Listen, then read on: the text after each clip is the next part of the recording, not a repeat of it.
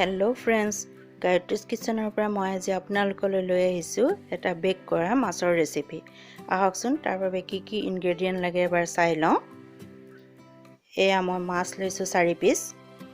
অলপমান নাৰিকল মিক্সিত পেষ্ট কৰি লৈছো আৰু সৰিয়হও অলপমান পেষ্ট বনাই লৈছো। এটা ডাঙৰ সাইজৰ পিয়াজ মই মিহি মিহিকৈ কাটি ললো। এই ভিডিওটো আপোনালোকে স্কিপ নকৰাকৈ শেষলৈকৈ চাবচোন মইনো কেনেকৈ মাছৰ ৰেচিপিটো বনাও। এই ৰেচিপি বনাবলৈ একেবাৰে সহজ আৰু অতি কম সময় লাগে। গেছত এখন মই কেৰাহী পাতি দিলো। কেৰাহী গৰম হোৱাত তাতে মই মিঠাতেল দিছো। এতিয়া তাতে মই কাটি ৰখা পিয়াজখিনি গোল্ডেন ব্ৰাউন হোৱালৈকে ভাজি লম। আপোনালোকৰ ওচৰত যদি ফ্ৰেছ নাৰিকল নাথাকে তেতিয়ালে বজাৰৰ পৰা নাৰিকলৰ শুকান গুড়িও ইয়াত ব্যৱহাৰ কৰিব পাৰিব। এইখিনি পিয়াজ ভজা হৈ গল। এতিয়া মই এখন প্লেটত উলিয়াই লৈছো।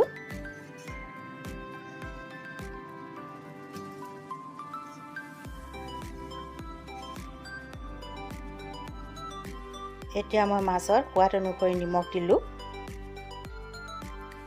আৰু দিছো 1 চাহ চামুচৰ 4/1 ভাগ হালধি, আধা চাহ চামুচ Kashmiri red chilli powder, 2 table চামুচ নাৰিকলৰ পেষ্ট আৰু 4 টেবুল চামুচ দিছো সৰিয়হৰ পেষ্ট। মই ক'লা আৰু বগা সৰিয়হ মিক্স কৰি পেষ্ট কৰিছিলো। আপোনালোকে অকল বগা সৰিয়হ দিও বনাব পাৰে। এতিয়া ইয়াত দি দিলো ভাজি ৰখা পিয়াজখিনি। এইখিনি ভালদৰে মিক্স কৰি লম। এতিয়া মিক্সি জাৰত যিখিনি লাগি আছিল অলপ পানী দি অখালি মই ইয়াতে দি দিছো।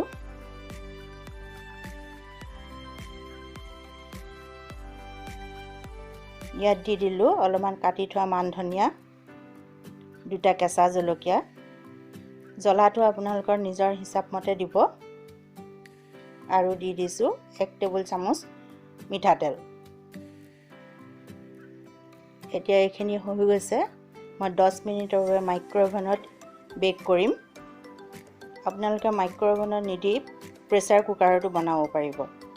প্ৰেছাৰ কুকাৰ বনাওতে এটা টিফিন বাটিত ঢাকনি এখন লগাই পেলাই বনাব।